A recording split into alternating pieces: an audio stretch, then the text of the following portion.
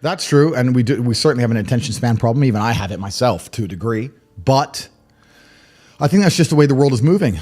I think you need to get ADHD and you need to learn to control it within certain paradigms.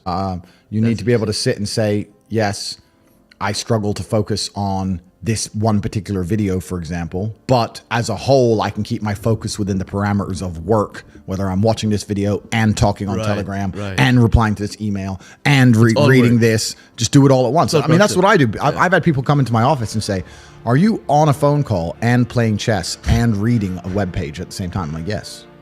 I'll be reading what I need to read and on the phone and at the same time playing chess.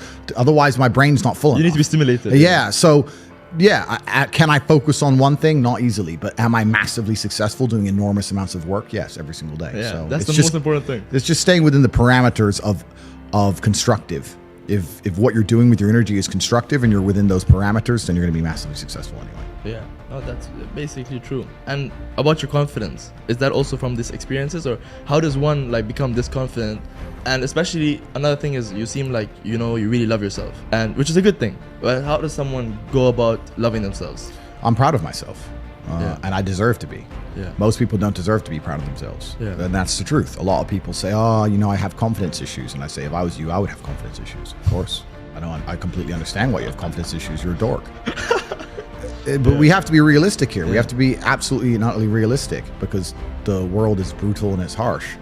If you're not proud of yourself, you probably don't deserve to be proud of yourself, so you're not going to feel happy. And you just talked about confidence. Confidence comes from competence. The reason I'm confident is because I'm good at everything. Right. I'm good at everything I do.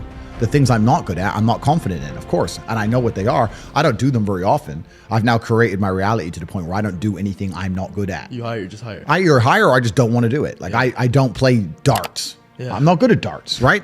I do what I'm good at. Yeah. So yeah, I'm absolutely and utterly confident because I'm absolutely and utterly competent, and that takes practice and discipline and motivation, and you need to fail a few times. You need to get up. And like I said earlier, when I learned my entire mindset in professional fighting and chess, the two combined, that's how it comes down to. And when people say, oh, I have confidence issues, usually I can look them up and down and say, yeah, if I was you, I would completely and utterly struggle with confidence issues because the world is competitive and there's men like me on the planet and friends like mine on the planet, and you're competing against us for money, for girls, for status, for resource, and you're going to be destroyed and decimated the entire time. So of course you have confidence issues when you can be annihilated in real time by the competitor. Yeah. Why wouldn't you have confidence issues? You'd be psychopathic not to. Yeah, that makes sense. So maybe that unconfidence is a good motivation for them to actually. Well, it's supposed to be. Yeah. This is the thing that I don't truly understand. If I'm unhappy with something and I'm uncomfortable with something, I fix it. Yeah. That's endless motivation, which I don't truly believe in as a concept, but that's endless fuel for the fire. If I was unhappy with something about myself, regardless of what it was, I would be able to take all of that discomfort and turn it into endless energy to get the problem fixed. Yeah, exactly. But these people seem to it's okay to be unhappy. Yeah, well, these people seem to sit and say, I'm really unhappy with X, but then stay doing X. So I don't believe they're truly actually unhappy. What you'll notice if you live life long enough is that somebody will sit and say to you, I'm unhappy being a loser. You say, why are you a loser? I just sit at home and play video games 7 days a week. And you're like, okay. And maybe 3 days of the week, they're unhappy doing that. Yeah. And that's the time they email you, and that's the time they want to make a change. But 4 days of the week, they don't really, it doesn't really bother them. Yeah, it doesn't really bother them. Because if it bothered them 7 days a week, guess what? They would fix it. Correct. Yeah. So I have very little sympathy for people. And that's not because I'm not a nice person, but it's because I've been so hard on myself, and I've been through so many things that were difficult, and I've been through so much pain and trauma myself, some of it self-inflicted, some of it given to me by God to make me a better person. But I've been so difficult on myself. It's very hard for me to look at somebody who's refused to be difficult on themselves and see them as my equal or feel sympathy or pity for them.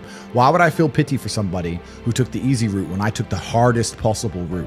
Yeah. I took the hardest possible way to be the man I am, and you were too big of a and now you want me to feel sorry for you? I don't feel sorry for you. I don't feel sorry for these people. And because as a man, you can be anything you decide you want to be, That's the beauty of being a male. You can build your character completely from the ground up, just like a video game. Every single thing about me that people respect, I built. I was not born a world champion kickboxer. I was not born this intelligent or intellectual. I was not born this rich. I was not born this strong. I was not born this confident. I was not born this interesting. I was not born this charismatic and humble and gorgeous and tall and strong and sexy. I was not born none of these things. I became these things myself. So I deserve all the spoils of war. And anybody who decides they don't want to work hard enough to become those things, then they deserve to sit and accept they're my inferior. That's their problem.